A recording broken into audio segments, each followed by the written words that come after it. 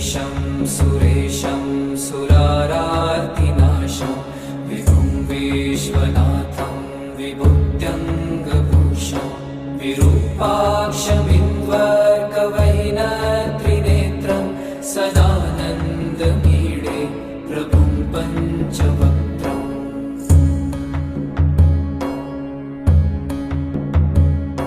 गिरीशं गणेशं गले नीलवर्णं